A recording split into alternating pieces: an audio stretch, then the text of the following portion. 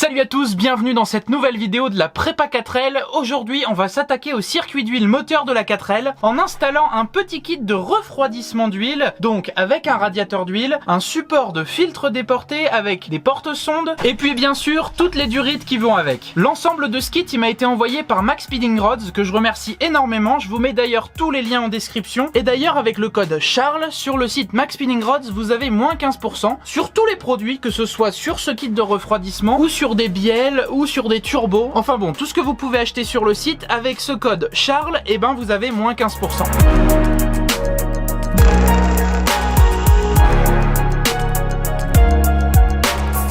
Bon, je vais quand même vous montrer rapidement tout ce que contient le carton que j'ai reçu de la part de Max Speeding Rods. Alors là, tous les produits, ils sont déballés et posés en vrac dans le carton. Mais lorsque je les ai reçus, c'était tout bien emballé dans du papier à bulles. Donc vous inquiétez pas, quand vous allez les recevoir, c'est super bien emballé et il n'y a pas de risque que ce soit abîmé. Donc voilà, le plus gros du kit, c'est un radiateur d'huile 10 rangées. Ensuite, les deux adaptateurs qui vont permettre déjà de déporter le circuit, de le rallonger, mais aussi de déporter le filtre à huile. Donc vous avez déjà la platine qui va venir se fixer au niveau du filtre à huile actuel avec une entrée et une sortie, et puis l'autre support qui va permettre de mettre un filtre à huile un peu plus grand qu'à l'origine. Avec ce support, bien sûr, est fourni également dans la boîte deux autres accessoires, donc une patte qui va permettre de fixer le support du filtre déporté, c'est à adapter au moment du montage, et puis également, ne pas l'oublier, une pièce qui va permettre de faire un cable management avec les tuyaux et de bien les aligner. Donc il suffit de pincer les deux tuyaux comme ceci, et donc vous voyez que ça permet d'avoir un espacement régulier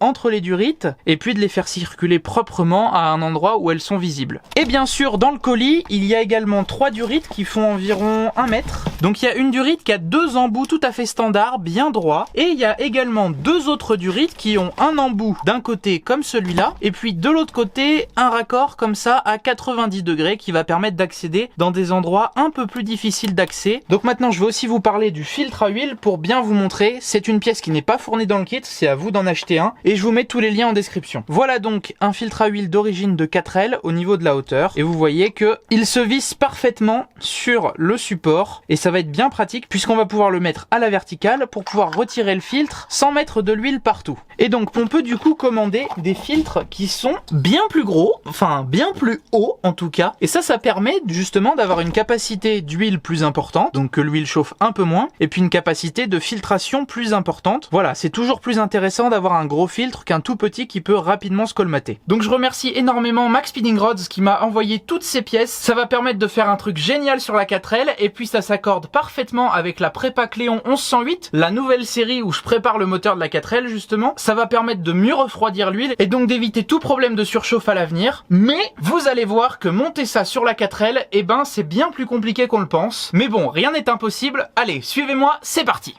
Bon alors voilà, vous connaissez sûrement tous à quoi ressemble une baie moteur de 4L, et le filtre à huile en l'occurrence, il va venir se loger juste ici. On dirait que c'est pas un emplacement vraiment idéal. Effectivement, généralement le filtre à huile il est plutôt mis en avant du radiateur d'eau, ça permet d'avoir un meilleur refroidissement, mais sur 4L d'origine il n'y en a pas, et honnêtement il n'y en a pas spécialement besoin, c'est vraiment un petit plus. Donc là c'est pas très grave s'il se situe derrière ce radiateur de liquide de refroidissement, donc en deuxième radiateur. Alors donc le filtre il va être à peu près comme ça. Donc là je vais commencer par fabriquer la petite patte que je vais venir visser ici et qui permettra ensuite de relier juste là.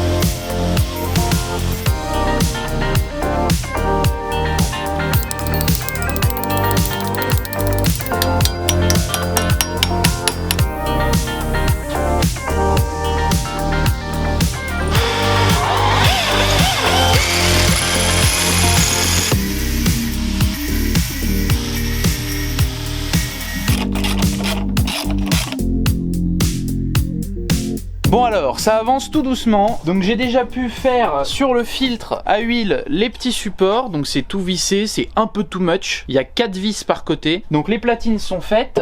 Et maintenant je vais attaquer la partie inférieure du support de filtre à huile qui se reprend sur cet écrou qui est mis sur la crémaillère. Alors c'est un écrou qui n'est pas là d'origine. C'est un écrou qui moi est là parce que j'ai monté la barre anti-rapprochement poussière de piste. Mais vous pouvez tout à fait mettre un boulon à cet endroit là. Donc voilà, je vais prendre mon temps. On continue à faire les petites pattes et puis on va sûrement commencer déjà par finir les supports du filtre à huile.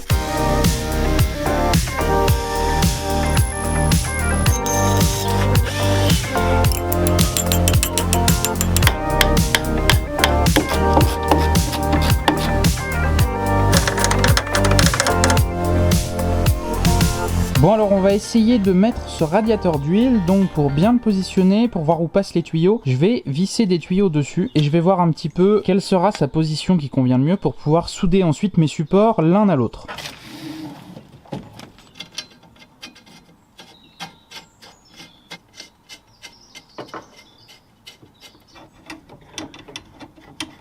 Donc alors le radiateur d'huile il va aller se placer comme ceci à 1 cm de la traverse. Donc pour relier ces deux platines là, je vais utiliser une tige d'inox de 6 mm et donc en faisant des petits morceaux que je vais plier, et ben je vais pouvoir relier ces deux parties en le soudant ensuite. Ce sera aussi simple que ça.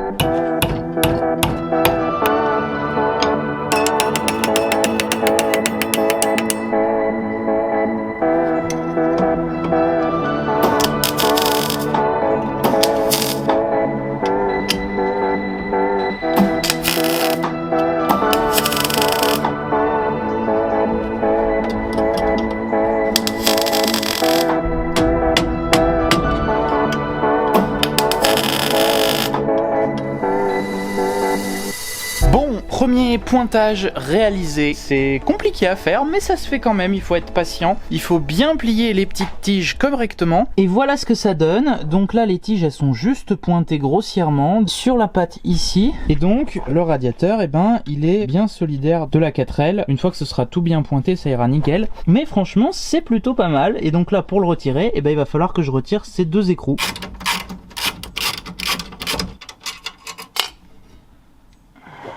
Bon alors ma technique de soudure peut paraître un petit peu barbare, mais en fait c'est une technique qui est quand même vachement bien, parce que comme vous pouvez le voir, et ben en fait c'est pas du tout aligné. Et donc ça permet en tout cas d'avoir les bons angles et une sorte de gabarit pour pouvoir tout fixer correctement. Allez on continue avec le radiateur d'huile, je l'ai remis en place dans la baie moteur, et on va pouvoir s'occuper de la patte qui va aller du bas du radiateur d'huile jusqu'ici sur le support que j'ai fixé à la crémaillère. On va faire le même système qu'en haut, une petite tige bien pliée correctement qui va permettre de se mettre entre les deux.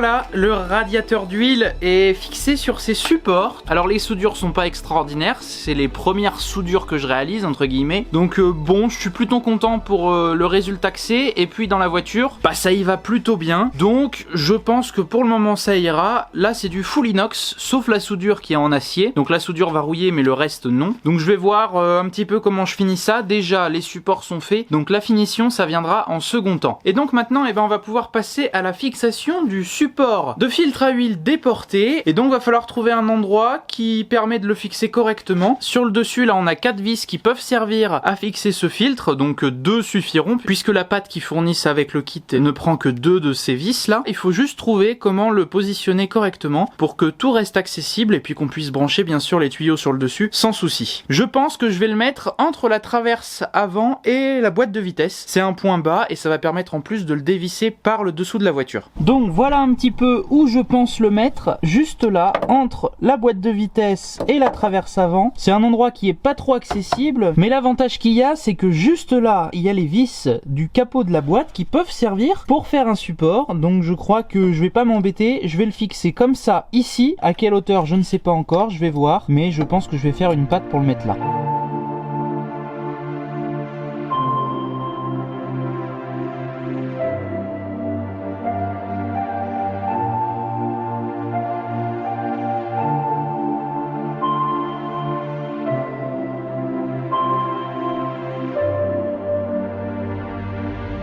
Bon alors, 3 heures plus tard, voilà ce que j'ai réussi à faire. Ça n'a pas été une mince affaire. Au début, j'avais fait une pâte super propre, dont j'étais très content. Elle était pile au niveau du capot de la boîte de vitesse. Et puis le haut du support de filtre était affleurant. Sauf que une fois que j'ai eu fait cette pâte, eh ben, je me suis rendu compte que je pouvais plus visser ici les tuyaux, puisqu'il y a une bonne dizaine de centimètres qui ne peut pas se recourber. Donc là, ce que j'ai décidé de faire, c'est de rabaisser le filtre en restant toujours sur les 2 boulons de la boîte de vitesse que j'avais pris, et donc j'ai coupé ma pâte en 2 pour garder mes fixations, donc ici et ici, et puis je l'ai rallongé avec un petit système comme pour le radiateur d'huile, et là franchement bah ça marche plutôt bien. Il est au plus bas possible, donc là il est vraiment au ras de la plaque de protection, quasiment à 2 cm je dirais, donc il peut pas être plus bas, et c'est encore mieux que mon montage d'avant. Et normalement maintenant je vais pouvoir placer ici mes tuyaux. Donc voilà un petit peu, je vais nettoyer ça parce que c'est pas très beau, comme j'ai coupé la pâte, bah il y a des bouts qui dépassent un petit peu, donc je vais finir ça tout propre un peu partout. Ici aussi il a supprimé ce truc. On continue, c'est parti.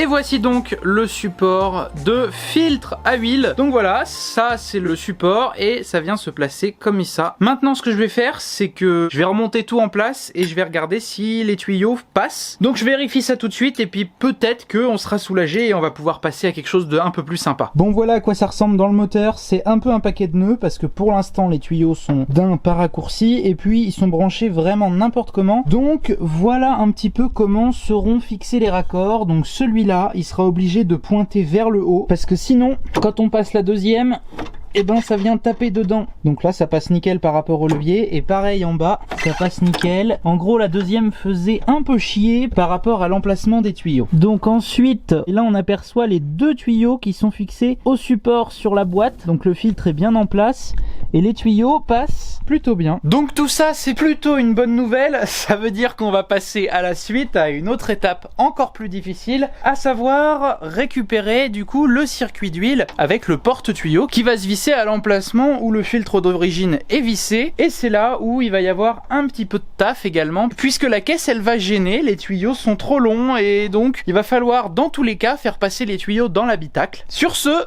on est parti, il faut continuer, faut pas s'arrêter là, on est en bon chemin. Allez. Alors, aujourd'hui est un nouveau jour et on va continuer à travailler sur la 4L justement. Et donc il me semble qu'on s'en était arrêté au moment où j'allais commencer à découper la 4L. Donc là c'est ce qu'on va faire, je vais vous montrer un petit peu, j'ai tracé rapidement à l'endroit où il va falloir découper pour que les tuyaux passent. Je tiens à dire quand même qu'il y a d'autres solutions qui existent pour pouvoir installer des systèmes comme ça de refroidissement. Mais moi j'ai envie d'aller jusqu'au bout et d'installer vraiment le kit Plug and Play de chez Max Spinning Rods. Donc je dois découper la caisse de la 4L, vous allez voir. C'est pas non plus une découpe énorme et incroyable, mais elle est nécessaire. Donc voilà où il va y avoir le problème. Juste ici, on a le filtre à huile et donc il va falloir découper cette partie là qui descend jusqu'en bas et hop comme ça. Alors avant de découper à la gorée, on va essayer de dégager un petit peu le faisceau, faire un petit peu de place et puis surtout de démonter le vide-poche intérieur puisque juste ici, on a la vis qui permet de fixer ce vide-poche justement. Donc voilà dedans. Donc il va falloir découper cette partie basse là sur 10 cm comme ça et puis remonter derrière ce vide-poche qu'il va falloir du coup retirer puisque il est en plein milieu de là où on doit découper. Mais comme c'est du plastique, ça devrait pas être trop compliqué à réadapter ensuite pour pouvoir le remettre en place et que du coup eh ben, la modification ne se voit pas à l'intérieur de la voiture.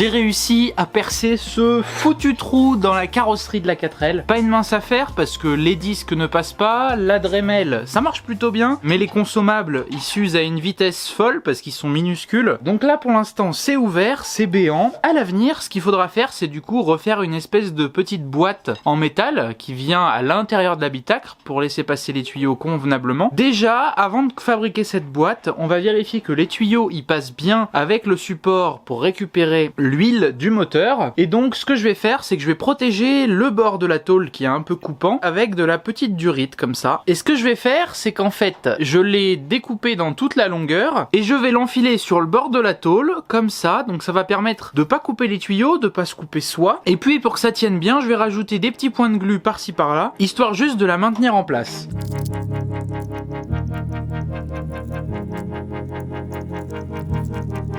Bon, alors je vais réutiliser la petite colle véhiculeancien.fr qui m'avait servi pour coller mon joint de coffre. Donc c'est une espèce de super glue vraiment puissante et je vais m'en servir pareillement pour fixer mon petit joint là.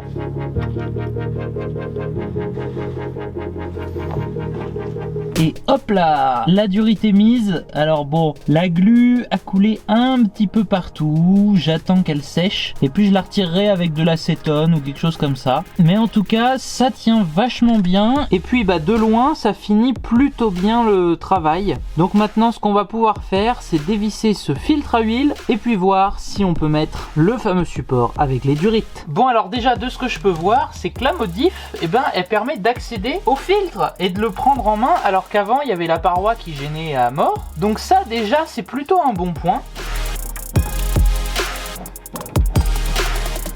Hop, j'enlève le filtre. Il y a forcément un petit peu d'huile qui coule dessous.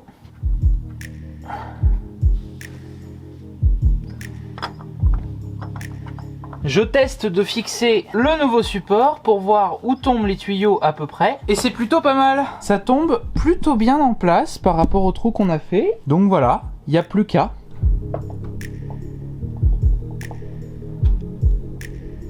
Bon, on va tenter de fixer les tuyaux pour voir si ça passe et puis si la carrosserie ne gêne pas encore.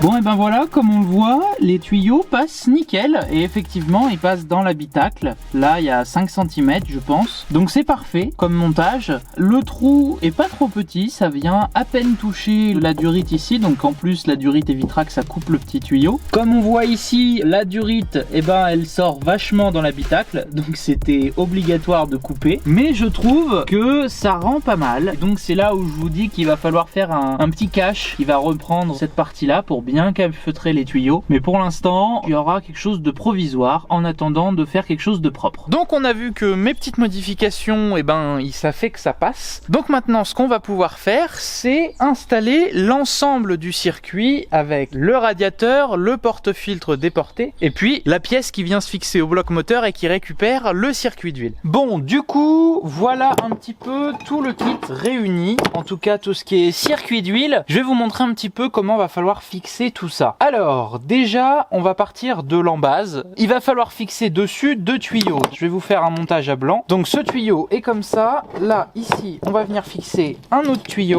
Bien sûr dans mon cas là je les mets pas du tout au hasard. C'est en fonction des embouts que possède chacun des tuyaux. Donc ensuite à la sortie de la récupération de l'huile, on va bien sûr envoyer un tuyau directement dans le filtre à huile. C'est là où faut pas se gourer parce que dans un filtre à huile il y a un sens de circulation. Donc l'huile arrive par les petits trous qui sont autour et repart par le centre. Donc là ça c'est juste une rallonge entre guillemets du circuit d'huile. Donc il va falloir récupérer la sortie d'huile du moteur. En fait si on place le filtre au bout de ça, l'huile arrive par ce tuyau là et hop refait une boucle juste ici. Nous on va juste rallonger tout le circuit d'huile. Donc cette sortie là il va falloir la relier sur la sortie extérieure du porte-filtre. Voilà.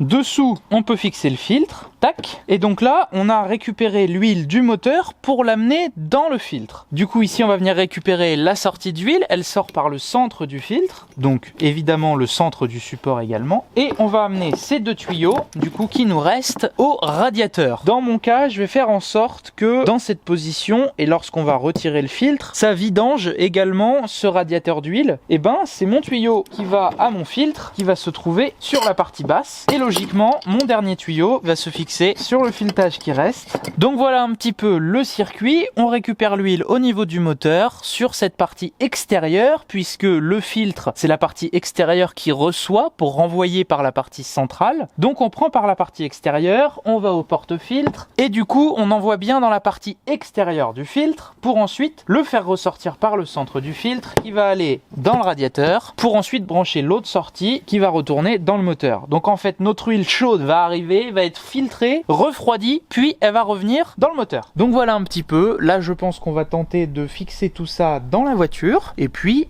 on va pouvoir faire la vidange, re-remplir le circuit. Il y a un peu de boulot encore, faut pas s'arrêter là.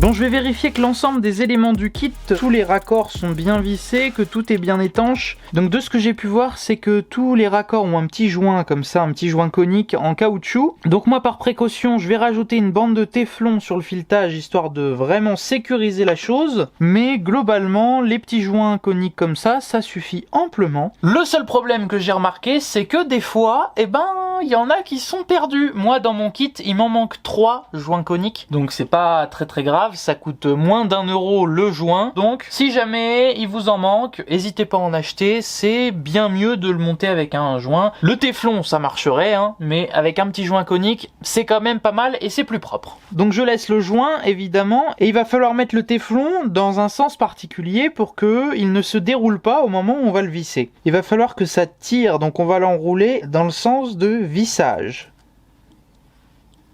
Donc voilà un petit peu, je l'ai bien enroulé comme ceci, pour que quand on le serre, ça tire le bout, ça le défasse pas. Et donc maintenant, je peux le revisser dans son emplacement. Comme vous pouvez le voir, ça rentre tout seul. L'épaisseur de téflon que j'ai mise ne gêne pas du tout, j'en ai pas mis énormément, c'est vraiment juste histoire de sécuriser. Ici je serre pas trop parce que le petit joint qui est en caoutchouc dessous, s'il est complètement écrasé, il va finir par se déchirer, donc ça sert à rien du tout.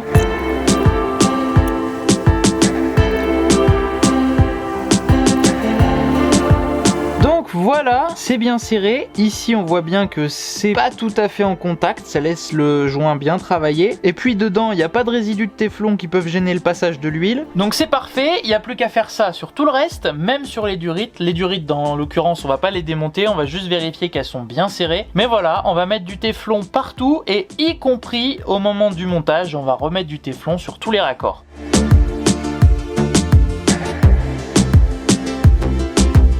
Allez, c'est parti, on attaque le montage de tous les éléments et on va commencer ça par faire une vidange. Donc c'est l'occasion, on va repartir avec de l'huile neuve et comme ça, tout le circuit sera rempli avec une huile à peu près propre, puisque l'intérieur du moteur est pas tout à fait nickel, je pense.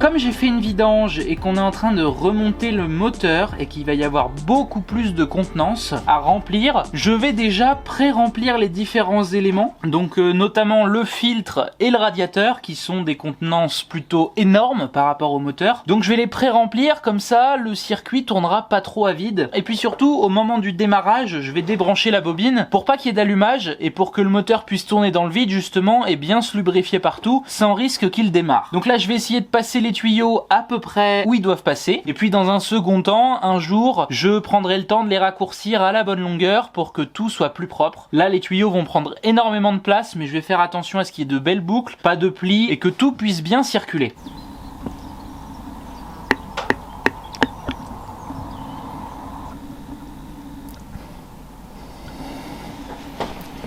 Donc ici, il faut bien penser à graisser le joint qui est autour avec de l'huile neuve. Et puis on va pouvoir visser, hop, tout le système. On serre bien hein, quand même. Voilà. Donc maintenant ce que je vais faire, c'est qu'avant de le fixer, je vais visser les tuyaux souples en les faisant passer au bon endroit. Et puis après, on va pouvoir tout visser correctement. Voilà, donc ça c'est le montage à blanc. Et on peut donc continuer à passer les tuyaux en les faisant passer dans des endroits intelligents.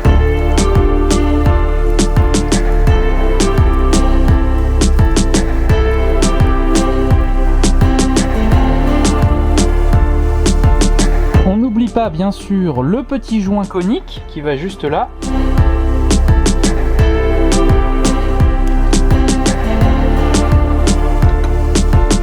Donc voilà le filtre branché.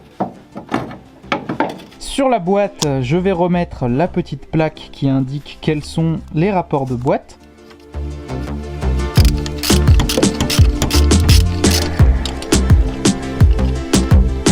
Et voilà, le support de filtre à huile est mis. On va donc maintenant pouvoir monter à blanc le radiateur pour voir un petit peu où faut faire passer les tuyaux.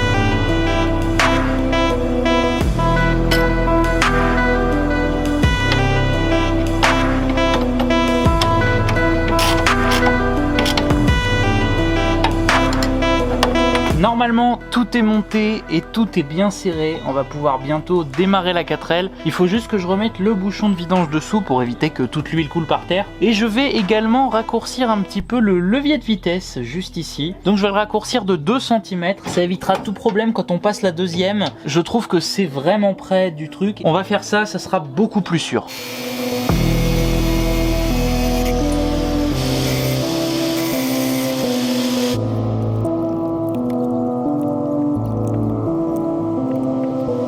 Bon, c'est parti, premier tour de clé. Donc là le but ça va être de purger le circuit d'huile puisque le radiateur est plein d'air, le filtre aussi, tous les tuyaux. Donc normalement si ma sonde marche bien de pression d'huile, et le voyant devrait rester allumé quand on tourne la clé.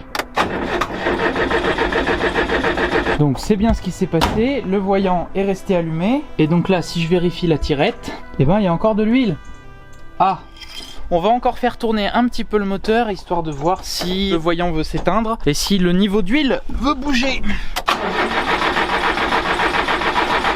Alors, où est-ce qu'on en est? C'est plutôt pas mal. Là, j'ai pris mon temps pour bien regarder, pour bien vérifier les niveaux d'huile, savoir si l'huile circulait bien, s'il n'y avait pas de fuite. Et j'ai fait tourner 4 secondes, pendant lequel le voyant de pression d'huile, ne s'était pas éteint. Donc tout de suite, j'ai coupé, j'ai remis un peu d'huile, j'ai bien vérifié tout ça. Et maintenant, quand je démarre, tout s'allume, normal. Un coup de clé. Et là, on voit que ça vient de s'éteindre. Ça veut dire que la pression est bonne. Et donc, ça veut dire que l'huile, elle circule dans le radiateur, dans le filtre à huile déporté, que tout le circuit est complet. Ça m'a pris environ 5 litres d'huile. Donc, c'est beaucoup plus qu'à l'origine. Il y a au moins un gros litre de plus. Et donc là, elle tourne nickel. Et normalement, si on attend 2-3 minutes, l'huile va commencer à chauffer au niveau des tuyaux. Et ça va être bon signe. Ça veut dire que tout circule bien.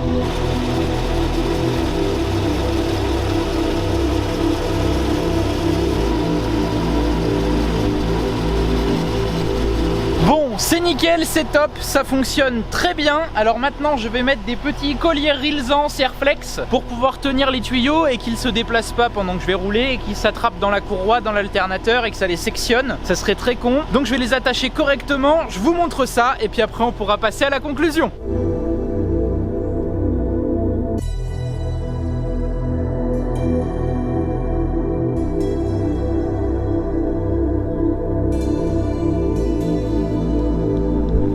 et ben voilà, le montage de ce kit de refroidissement de l'huile moteur est terminé. Je remercie énormément Max Speeding Rods qui m'a fait confiance en m'envoyant tout ce kit pour pouvoir le monter. J'ai envie de vous dire que c'était très facile à monter, mais c'est pas vraiment le cas. Ça m'a pris énormément de temps, de réflexion, donc bon, si vous copiez exactement, vous aurez déjà pas la réflexion à faire, mais c'est pas mal de boulot et pas mal de décisions à prendre, comme la décision de couper la caisse, qui est énorme quand même, parce que du coup maintenant j'ai un trou dans l'habitacle, mais ce qui est positif, c'est que du coup maintenant mon huile, elle est refroidie, mieux filtrée, et puis il y a une plus grande contenance, donc forcément il y aura moins de problèmes à l'avenir, avec la prépa Cléon 1108. Je vous rappelle que dans la description, vous avez tous les liens des produits que j'ai utilisés pour réaliser ce montage. Vous avez notamment le kit qui comprend la platine qui se met sur le moteur, le porte-filtre et le filtre avec les tuyaux qui vont avec, et puis quelques accessoires pour les fixer proprement dans le moteur. Voilà, et puis si vous voulez acheter ce kit ou d'autres pièces sur le site Max Speeding Rods, et bien avec le code Charles qui s'affiche juste là, et bien vous avez moins 15% sur tout le site internet. Voilà, j'espère que cette vidéo vous a plu. C'est un projet qui m'a pris énormément de temps à monter et puis qui demande aussi pas mal de budget. Il y a déjà l'achat du kit, mais il y a aussi l'achat de tout ce qui est annexe, donc serflex, petits joints supplémentaires, le bout du rite pour fermer, les consommables de meuleuse, disqueuse, poste à souder. Enfin bon, je pourrais pas vous dire exactement combien ça m'a coûté, mais comptez environ une centaine d'euros en plus pour réaliser le montage sur une 4L. Sur d'autres voitures, ça peut être plus facile, puisqu'il y a plus de place, mais sur la 4L, c'est pas une mince affaire. Voilà, sur ce, moi je vais vous laisser. Vous pouvez laisser un petit pouce bleu, commenter, partager, liker, et puis bien sûr vous abonner pour ne rater aucun des gros projets qui arrivent très bientôt. Allez, à très bientôt dans une nouvelle vidéo. Salut!